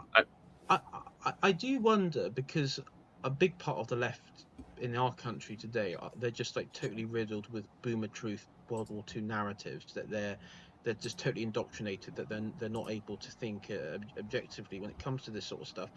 If we were to show them the clip we just watched of the Prussian, East German parade celebrating Prussia and Imperial German history and all that sort of stuff, if or the anniversary of Berlin, if we were to show them that, bear in mind how much they would glaze, East Germany, how it'd be interesting to see how they would feel about that, because I reckon they would immediately be uncomfortable and not willing to then sort of talk about the matter further, because it would sort of break a lot of narratives that they hold within. Yeah, I know. Because another thing about East Germany was it was very much militarized. So as soon as you were like, I don't know, 7 years old, let's say, you'd be doing, because technically primary school education, you had what was called a polytechnic, which is, so most jobs in East Germany were agriculture or industry. So if you're a young lad, especially, you'd be spending your time learning how to maintain machinery, how to fix things, and as well as and when you get into your teenage years, Hanukkah would have you learning how to shoot a gun, how to maintain a Kalashnikov, and so on. Like that's what an education in Germany, East Germany, was like. It was all built around being physically strong and capable. It wasn't, Yeah, you imagine, for example, there's that famous edit where people would say, like, it's just a compilation of like modern day shitlibs saying about how you can't trust them with a gun because you can't trust them not to off themselves. Whereas in East Germany, very different. Like, you know, I know like people, I know like there are, I know there are American conservatives who would say, oh well, communist countries like to have their people weak and not knowing how to fire a gun, but actually conscription was a thing in East Germany, and all men did it, and well, the women. the trouble is, it's just meaningless. I mean, a lot of ideology narratives are just meaningless. The American one is, oh, communist countries, they want to take away the guns, they want people to live as slaves and whatever that, and they don't want people to be healthy. They're weak and everything. Well, number one, I mean, they, as we've seen in this clip, they don't look weak. They are able to own guns, and also, I do want to do a stream. Maybe Mitch will talk about, because I'll be more comfortable. I'm quite knowledgeable on this, on Soviet cinema, and we can include like Warsaw Pact country cinema as well, like Czech and East German. And it's very interesting because it's very creative. It's very um again Yeah, it's like, for example, I was watching a Polish film about the Battle of Grunwald, made in 1960, and there's great deal of color, historical attention, and so on. They just don't get Western films like that. Or like you can find Romanian films about Vladimir Pala, and you just think that kind of his quality of film, you just don't get in the West these days. You just don't. I Yeah. mean, Or and even it's like the famous War and Peace, which won an Oscar. In the six. This is in the '60s. It won an Oscar as a yeah, foreign I film. know. Uh, Because one of my main criticisms of because Sergei Bondarchuk in his rendition of him, he includes that 5 minute clip about the Orthodox Church going to the soldiers and praying, whereas when in the 2016 version you don't get that, and no. that and that's one difference I quite like about that. I much prefer about the 1967 or was it or 68, one of those years when that Soviet War and Peace was made, was the Six. fact Yeah. that it Six. respected the Eastern 60. Orthodox It did. I tradition. mean, the 2016 version, they actually, anytime that there was an Orthodox or reference to Christianity, they actually mocked it. It kind of is like a very destructive, because liberalism hates religion more than communism. If I'm absolutely honest, a communist will, will look at as a religion or Christianity and churches as structures, and they'll just tear it down physically and maybe even like kill, bludgeon the priests and everything. But the liberal will actually sow um, generational deceit and lies to actually bring it down forever. It's like that old uh, I think it was it Spengler who said liberalism communism uh, Oh, rots the body. yeah, it was Or a was it? guy called Tomislav Sunic, I think it was. Yes, Soonish. Sorry, yeah, that's sorry, yeah, and it was that yeah, that was it, yeah. And he said like communism rots the bowl, but liberalism sort of rots the soul, and that sort of stuff. And you could go for a communist regime, and they'll be they'll beat you, they'll bludgeon you, but at least you'll have your society out the other end. You don't get that with the liberal order because they just when that spark of your society and civilization is gone, and you just have like this materialistic, morally atheistic society, then that's nothing. And that's what we have in this country. That's what we have all over the West. And it's why AFD are popular in Germany compared to in the eastern part than so in the West. And it's yeah. Yeah, and as mentioned earlier, so the National Socialists, they have the idea of Volksgemeinschaft or the folkish spirit. I mean, East Germans, they didn't dismantle that; they just repurposed it No. for like their common society. Whereas in the West, they just absolutely broke it down to a point where So, for example, one thing I find funny is East Germany. There were times where they would socially engineer things to have total equality between the sexes and between and get rid of social classes, and yet, for example, the average age of a first-time mother in East Germany was 25, whereas in West Germany it was only 29. So Yeah. that I have to think that so the East Germans put their foot on the pedal to have total equality between the sexes, and even then, like they still have a very intact sense of community to the point where their women have children a lot earlier in life than West German women, even though West German women were only in the mid 1970s, it was only just then women in West Germany were allowed to have stuff like cars, credit cards, and Yeah. so on. Whereas in East Germany, they were allowed to have those things from day one, and yet West Germany, you think like to yourself on paper, West Germany supposedly that they'll say that West Germany was more traditional than East Germany, and yet you look at the birth rate, for example, it looks like East Germany was a healthier society when you look at the birth rate and the sort of Yeah. average age of first time motherhood. Whereas in West Germany, it seems it's just getting dismantled even before they were having stuff like abortion and stuff like that legalized. It was Yeah. I mean, the thing that when they come to like denazification, because people watching the stream might be saying, well, what was denazified? The only thing I can think that was denazified as a as a thing was the big man Hitler himself, because one of the things, and this is something if you watch the Nuremberg trials, they tried to there's a whole section on trying to define what National Socialism is, because actually everyone knows what a Nazi is, and they'll say Nazi, but no one actually the definition of it is somewhat unknown because it's not. It's just used as today. It's used as a pejorative just to talk about anyone who's right wing, who's a little bit right wing or nationalistic. But if you actually look at what National Socialism is as an ideology, it it was described by Goering and um uh who was the one in uh the other one that was in Spandau prison. I forgot his name now. At Um, which Spear. Spear, yeah, that's it, Spear. During the trials, is that it was explained as the body national is what the translation was, the German translation. And what it was this symbiotic relationship between the leader and the German people, and that the leader was able to draw on a German spirit and project it out to the people, and then the people were able to cycle it back and project it back onto the leader.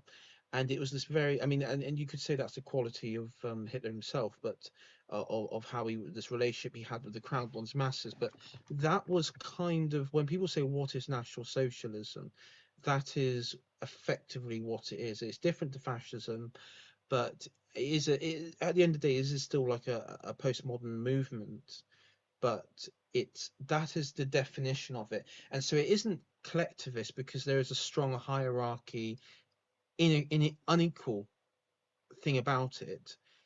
Then you compare it with East Germany, because East Germany didn't have a charismatic leader, someone like a Ceausescu.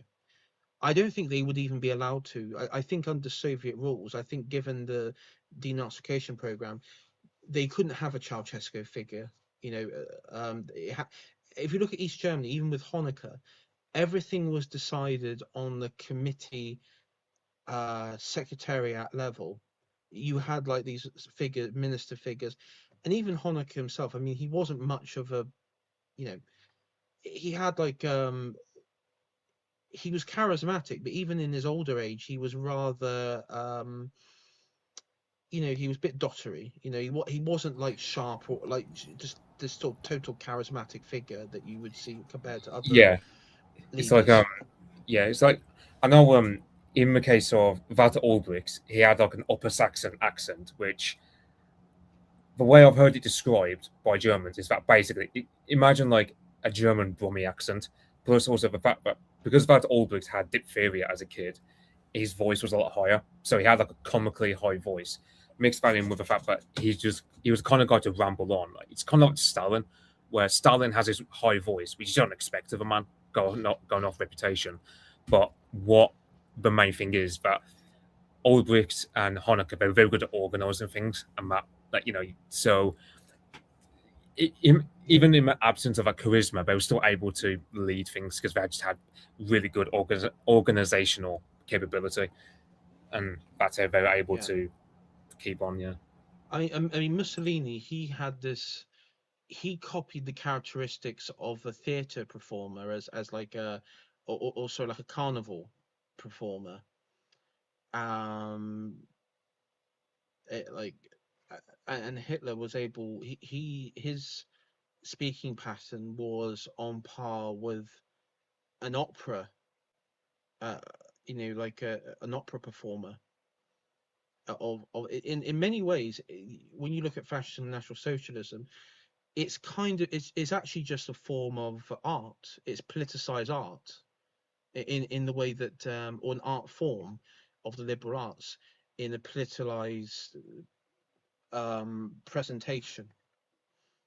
That's kind of how when people have asked me before how would you describe it, that's sort of how I would describe it, because there isn't really much of an ideology behind National Socialism, and that's kind of like what Julius Evola back criticized it for, because I do wonder, like, in an alternative scenario where the Second World War hadn't really gone where it did, and let's just say Germany got what and it just carried on.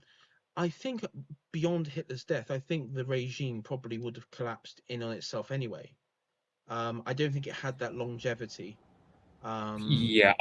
There's a fair argument that with National Socialism, it's just kind of like it's like, for example, a the thing. idea of Lebensraum, for example, that was just another name for what was already German policy for the past 1,000 years, which was expanding towards the east, or Volksgemeinschaft. I mean, there's already the word Völkisch to describe that as sort of togetherness amongst the Germans. So aside from some like new words and sort of a charismatic leader, there was a major difference between the Germany of, let's say, 1933 under Hitler, as opposed to the Germany that has always been for the last 1,000 years. I suppose the only major difference is that Hitler was a lot more centralized. But even then, when you look at the way it was all structured, it was like feudal, where everyone below Hitler fights to get his approval, everyone fights to get his love. So it's kind of like very feudal structure. So it's kind of it's like that old saying goes: the more things change, the more they stay the same. And Yeah. that's Yeah, he embodied like this sort of Holy Roman Emperor like persona in some ways. Um, sort of this yeah. Anyway, I'll just play a bit of this military parade. So this is the 84 military parade. You'll see Honecker here. Hier ist die Karl-Marx-Allee in Berlin am 7. Oktober 1984. Formationen aller Teilstreitkräfte der Nationalen Volksarmee. I think this is the celebration of Karl Marx's birthday, by the way. Der Grenztruppen der DDR und des Wachregiments Felix Dzerzhinsky sind zur Ehrenparade angetreten. Der Generalsekretär des Zentralkomitees der Sozialistischen Einheitspartei Deutschlands, Erich Honecker, Vorsitzender des Staatsrates und des Nationalen Verteidigungsrates. I think that's. I'm just trying. I think is that like Afghan, the communist regime in Afghanistan? I don't know. An Afghan representative. Yeah, I think it is because Afghanistan was communist, and similar hat to I'm trying to think of a pro-Western guy back in the 2000s. I think his name was Hamid Karzai. Very similar looking hat. I think it's a Pashtun thing. From I think it's like a communist government official from Afghanistan. Yeah. Hat die Ehrentribüne betreten. Mit ihm Willi Stoff, Vorsitzender des Ministerrats, Horst Sindermann, Präsident der Volkskammer und There is no copyright in East Germany. Everything's collectivized, comrade. A live check on Karl Marx AI. weitere Mitglieder der Partei und Staatsführung. He was. Die Glockenschläge vom Turm des Roten Rathauses leiten das militärische Zeremonie. He hated the English, by the way, because of course he was in London during the 19th century, the Victorian period, and he hated that the English wouldn't rise up in revolt. They just we're kind of like the Polish. We're just not built for it. You can import people who are built for it and live in London, but not the actual real English people. Zeremoniell ein.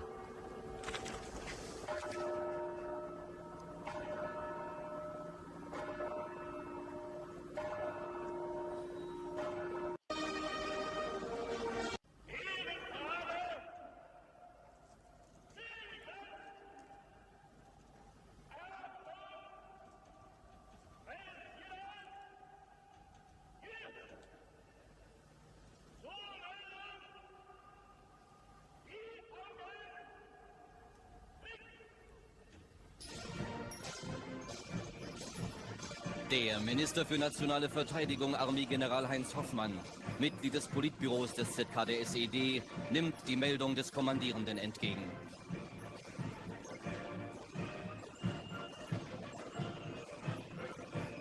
Oh yeah, I can translate some of the German. So basically, that guy there is a Minister of National Defense, Army General Heinz Hoffmann.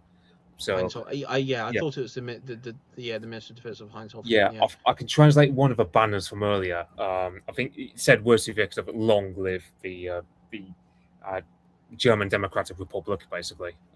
One banner I think said like a socialist future or something like that as well. So yes, I believe so. Yeah.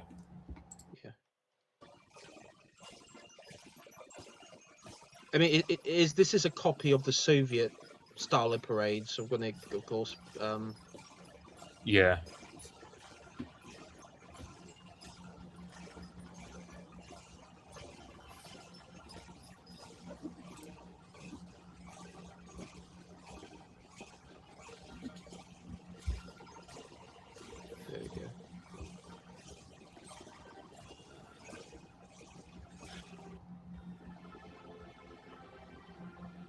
East German national anthem. That's the national. Yeah.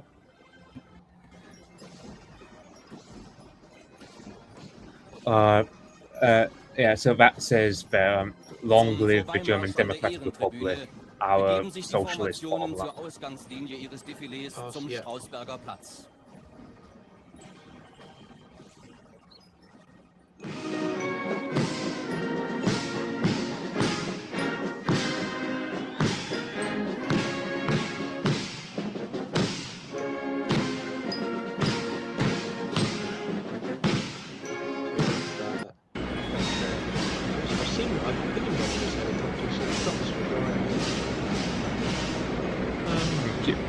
Yeah, curiously, it says Varshavianka, which is it's a song about the Soviet invasion of Warsaw back in 1919. Yeah. Well, it's also a pop. Yeah, it's a pop, but yeah, I think it's Polish march. It says that.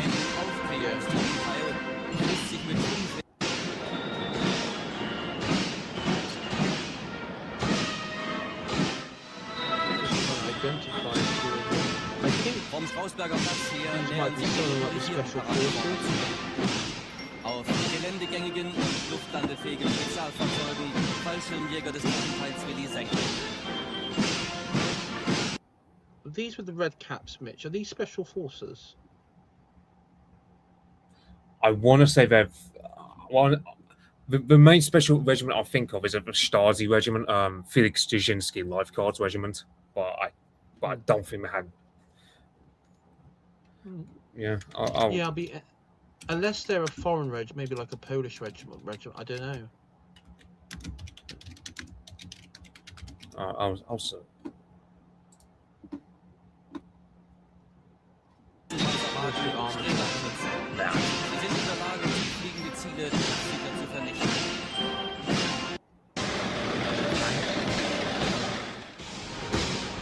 Es folgen weitere Artillerieeinheiten.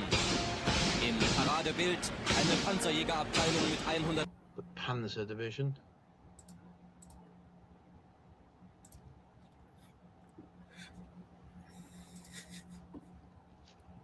Yeah, I will say I think China and also Belgium. If people have seen that Belgium army parade, yeah. So yeah, and as you say, I'm gonna have to head off soon. I was planning it being no longer than 2 hours. So that's fine by me. Did you want to talk about the collapse of it, because we can talk about that briefly? Yeah, I mean, the book I was reading, there's not a great deal of effort to say. I would just say Erich Honecker, he kind of screwed over the future of East Germany by letting in Western products through into shops. It gave off the impression to, especially the young, because it's worth noting the young of the 1980s, they didn't go through the same struggles as their fathers, as their parents did in the early days of East Germany. So when we're looking at the West, looking more prosperous than they are, I mean, in the 60s and 70s, it wasn't so much a problem because East Germany genuinely was catching up. Like, it looked like East Germany, despite its problems, was actually doing really good for itself, especially in sport, even though there was a lot of doping with Manfred Ewald. And you also had a lot of trade going on with like coffee and so on. But from the mid to late 1980s, what you get is on a cultural and sort of psychological level, the country stagnated because it looks like they've got nothing new to offer. You got, for example, like someone like Angela Merkel.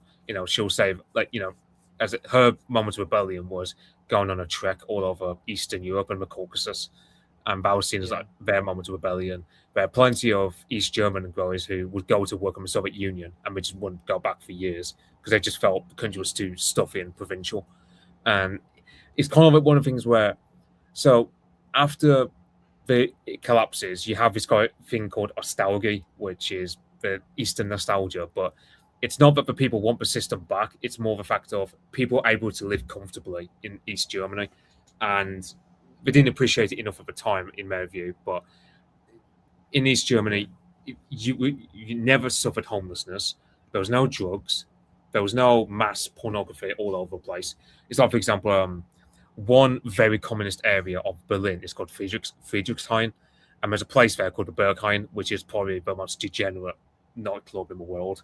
I suppose you can like a lot of a lot of gay stuff and whatnot, like the kind of stuff Yeah. that we can't talk about on stream. But yeah, and Yeah. a lot of East Germans, they want, they look upon the former East Germany as a time where they could actually be proud of themselves. I mean, for example, football clubs is also another thing where, I mean, industry, it all just gets sold off by something called Treuhand, which is essentially what happens is all the East German industries, they have to compete on an equal playing ground with West Germany. But the problem is the East German industries, they're lagged behind, they can't compete, and they all just get sold off.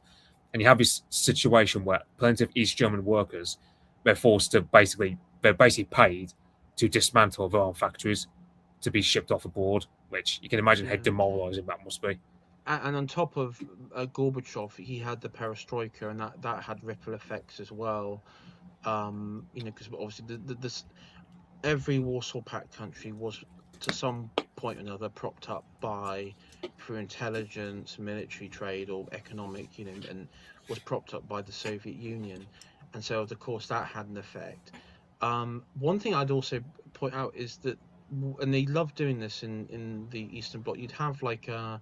You have the main party, so the Socialist Unity Party, but then you'd have the fake parties around it, the other like Marxist fake parties, and one of which I mentioned the National Party, because this was the National Front Party, because this was of course going to come back and cause problems, because it formed as the National Front German Democratic Republic, and they would operate with an alliance with the Christian Democrats from the West, but also in the East. There was a Christian Democrat movement operating in the East, and it was usually done through the National Front German Democratic Party. There was like a joint affiliation, plus the NGOs from the West involved with the church and other institutions.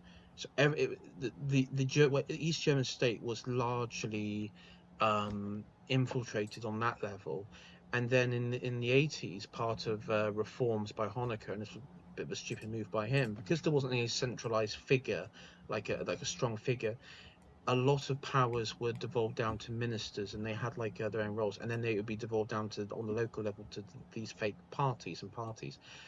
And so when it came to the collapse of the Eastern Bloc countries, you had what triggered it for East Germany was that there was this news meeting, this meeting with press and the East German government, and this was on a policy on allowing people to cross the border.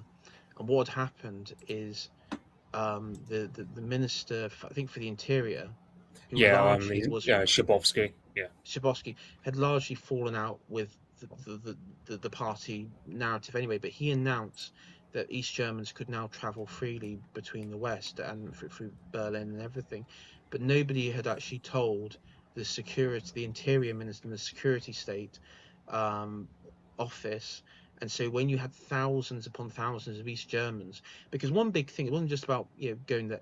A lot of families were split up during this, so you had a lot of families that were split in each sector, East and West, and you had thousands of people in the East turn up, and the border guards there were not really knowing what to do and being told. And they actually said there was even a clip of where a young man had a handheld, a very mini TV thing, and was showing it on to the East German guards, and they were in the end, a decision was made to open up the border, and then suddenly the border itself just totally collapsed. They started tearing chunks out. The army was sent in to along the various checkpoints, but after a few tense days, you had people from West Germany who turned up, and there was this whole big thing on the wall, and yeah, it was really bizarre because the Gorbachev refused to step in and help. He said, "Sorry, Warsaw Pact countries, you're on your own. East Germany, on your own." The system just collapsed because nobody believed in it now, because the Soviets were out.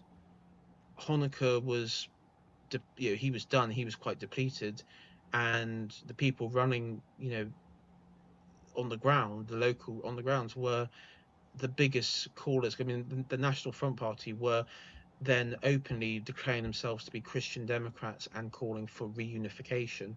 And in I'll just bring up the East Yeah, Germans yeah, election because in 1990. yeah, because they were like, I know there was the Alliance for something I can't remember what it was, but basically it was supported by Helmut Kohl, who was the uh, West German Chancellor, and he was pushing for immediate unification and yeah, and I don't, Yeah, I'll just bring up the map here. So, yeah, this was the election, and of course the successor to the party. I mean, you didn't even have a socialist unionist or communist real party. It was the SPD, which made up of 4 members, but all 3 parties present, Christian Democrats, were made up of.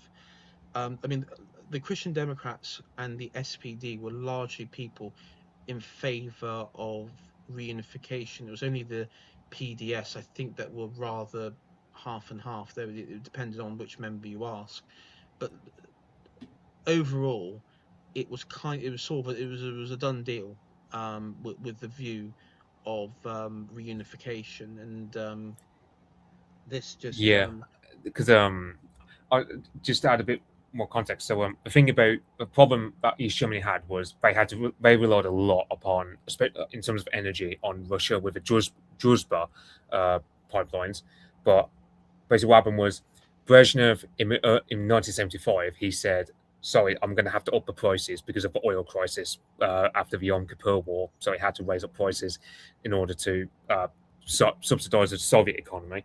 And then in 1981, Brezhnev later says, "Okay, we're just going to have to stop giving you freebies because we can't afford it." In between the war in Afghanistan, the burgeoning Soviet budget, like their military-industrial complex, is a beast of its own by that point, and also the welfare state. And the problem with East Germany was they can't cut welfare like West Germany could. So Helmut Kohl was kind of like the German Margaret Thatcher, not as hardline as Thatcher, but a lot more.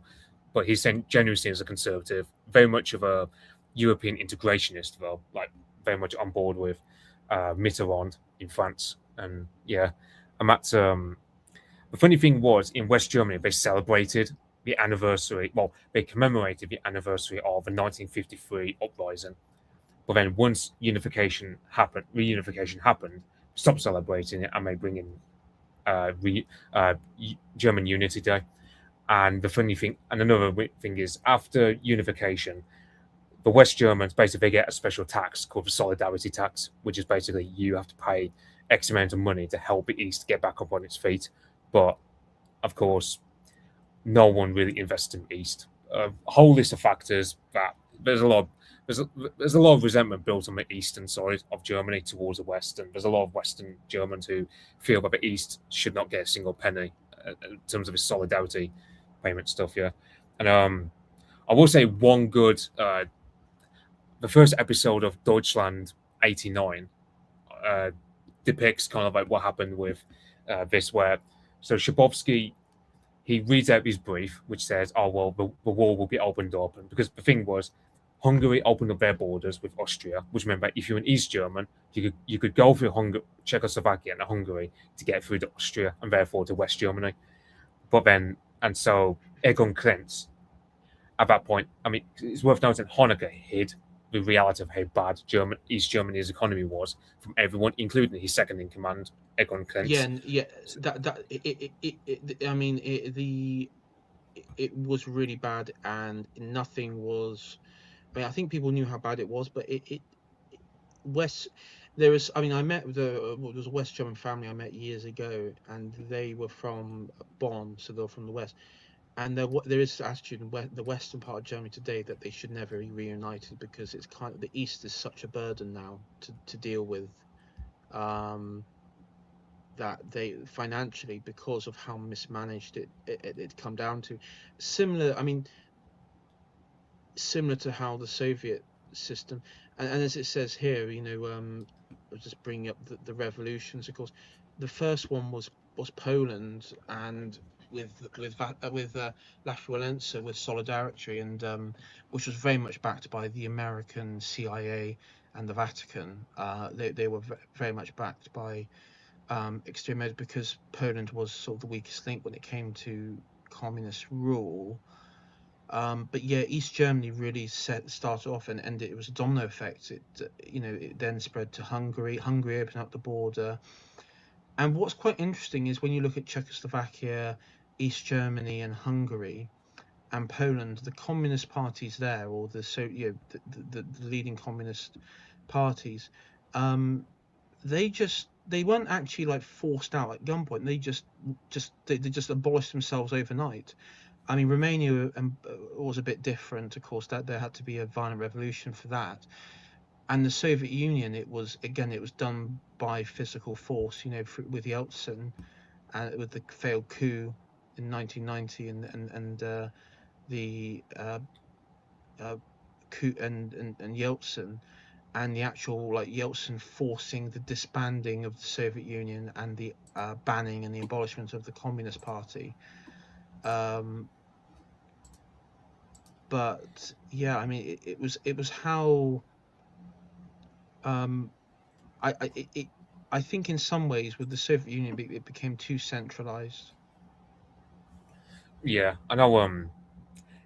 It's a really long-winded way to go about, but I know. In East Germany, one thing they did is they cut down a lot on like middle-tier management to get more workers into the workplace and so on. And the end result of that was, so when the government makes a decision, they can't delegate anyone below the ministers to take care of the problem, because they cut down so much on middle tier management trying to work harder when they could work smarter. I suppose you can say was one problem they had, and it was also a situation where, so you had a situation where they needed foreign currency to pay for a lot of Western goods, because the East German youth, especially, they wanted jeans, they wanted coffee, they wanted all these Western goods, and they had to pay for it with Western currency. But because of the fact that they got their main energy supplies from Russia cut down, people were less willing to give them loans. And the West, West Germans, especially under a guy called Franz Josef Strauss, who was in charge of the CSU, which is like it's kind of like a CDU party, but in Bavaria specifically, it's a very regional conservative party for Bavaria. And Strauss was able to get a Catholic, is a Catholic version, Catholic Social Unity Party or something like that. And so yeah, very, very much of a regional Bavarian conservative party. They were very much they were giving East Germany credit, but it came with conditions, and you can say that did a lot to weary down Erich Honecker, and after him Egon Krenz and others who they saw the writing on the wall. Erich Mielke was kind of the last stand, but even then he did a speech in the Volkskammer, the People's Chamber, and he fell flat. He was done for. And I think after that, Stasi, everyone was saving their arse at that point. They were deleting documents that betrayed how deeply involved with the Stasi they were, because people knew afterwards. For example, Erich Mielke, they had to get him for crimes he'd done in the 1930s, because they couldn't get him for anything he'd done back in the 60s, 70s, 80s, because he was very good at hiding his own tracks. They could only get him because he assassinated 2 Weimar police officers when he was 20. They had to get him for that. And he died in 2000 as well. You also got Egon Krenz is still alive. He's pretty old though. He's got to be knocking on 90. And and I just say with East Germany, it's kind of they were very much fatigued. They had nothing new to offer the East German people at that point, and they just gave up. Whereas Romania, different story, where Ceausescu tried to hold on, and he had to get taken up hard way. But I mean, it's, and the Stasi, when they get dissolved and all the records become accessible to everyone, a lot of people almost go psychotic when they see, for example, their own relative shot them in. I remember Lady of Shalott, she mentioned one time that one East German woman she found out about her whole husband turned her into the Stasi because she commented on a breakfast table one time, "I'd love to go to Paris one day," and and she caved in his head with an axe. So Bloody hell. yeah, Okay. Oh. so a lot. So yeah, there was a lot of I know the KGB officers in Leipzig, because that's where Putin was. Sorry, the KGB officers in I think it was Dresden actually. that's where Putin was stationed. Yeah, Stationed. They burnt the night that it all collapsed because the KGB quickly, because they had demonstrators outside and they feared that it'd be stormed, like the one office in Leipzig was stormed, and the Stasi officers were being stormed by demonstrators. You had I know. Like, the there's a funny. KGB set fire to a lot of their records. Yeah, that's one reason why we don't have as much information about Putin in terms of his KGB career as much as we'd like, because a lot of those records were destroyed. And also, I read like a Putin biography by Stephen Lee Myers, who's a New York Times journalist, and he said this anecdote where Putin, when he was dealing with his East German protest crowds outside the main office in Dresden, he basically said, like, he managed to bluff them into thinking that the Soviets were going to deploy a tank to clear the crowd and run them over unless they cleared way for him, and he was able to bluff his way because, of course, Putin speaks German, so he was able to bluff this entire crowd into thinking that the Soviets were going to deploy tanks unless he was able to get through to the main office. And I reckon what happened was he was helping to dispose a lot of his documents because a lot of them were, of course, sensitive and because he made his way back to because by the time he got back to Russia, the Soviet Union had ceased to exist, and the KGB, because KGB was a federal, it was part of the it was part of the Soviet Union system. That was also abolished with all the others. It wasn't absorbed into the Russian system until you had the obviously the FSB later on, but a lot of those KGB guys were out of work. He became a taxi driver in St. Petersburg. Yeah, I know. Yeah, he did work. Because I wouldn't. I know, like, this is in my plans a bit, but I plan to do. I wouldn't say no to doing hypothetically a 3-part series about Vladimir Putin. Like, for example, first part would be a bit early life in KGB career. Then you got second part, took him his rise to power, and then third, him actually in power. I know Putin, he did work as a taxi driver for a short while, but then he worked with a guy called Anatoly Sobchak, who was like a pro-Western mayor in St. Petersburg, and bit of a long story, but basically, he tore up his Communist Party membership card when the 1991 coup attempt failed. Basically, he didn't believe in the coup attempt because Putin could see the writing was on the wall that Soviet Union was done for. And there's that famous quote where Putin says, "Anyone who does not miss the Soviet Union has no heart, but anyone who wants it back has no brain." So, yeah. True. So, I mean, and similar things can be said about East Germany as well. Like, East German people today, they also feel the same, but they don't think reunification should have happened, or at least it should have gone a lot more gradually, because instead what happened was they ripped the Band-Aid off, and all these East German industries, their football clubs, everything that they prided themselves on, all their hard work, came to nothing because it just got sold off and devalued by Western financiers. And similar story to what happened with Russia in the 90s with the oligarchs. East Germany had very similar problems, and that's why you go from a society that had 0% unemployment to all of a sudden like a quarter to a third by the time you get to like mid 2000s in Eastern Germany. Absolute desolation. Right. I'm gonna have to head off now, I think. But thank you, Mitch, for having me on for this.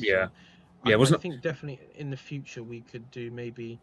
I was thinking of doing a series maybe on my channel, and if you'd be happy to join, I would. fall of or sort of this disintegration of Yugoslavia. Yeah, I'll be up for that. Yeah. I got a PDF.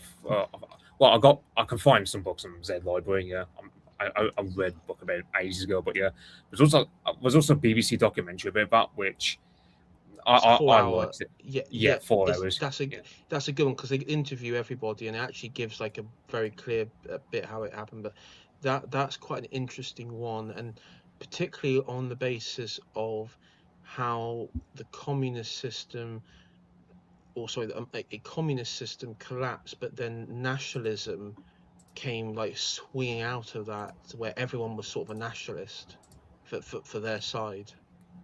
Very interesting how that happened. But anyway, I'm going to head Yeah, off now. So thank you, Mitch, and thank you everyone in yeah, chat.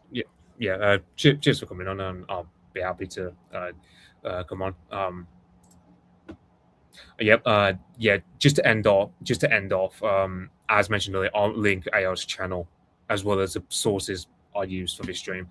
And yeah, I'll also say I will be on tomorrow night with Beta Britannia, talking about Anglo-Saxon kingship. So Cool. Check that out. yeah, at 7 p.m. tomorrow night British time. So yeah. All right. See you guys. So, yeah. Without further ado, I'll end the stream there. And yeah, cheers, guys. And as mentioned, yeah, I'll catch people tomorrow if they're watching Beta Britannia stream, which I'll join in for 7 p.m. tomorrow night. And without further ado, I'll end the stream and see people tomorrow night.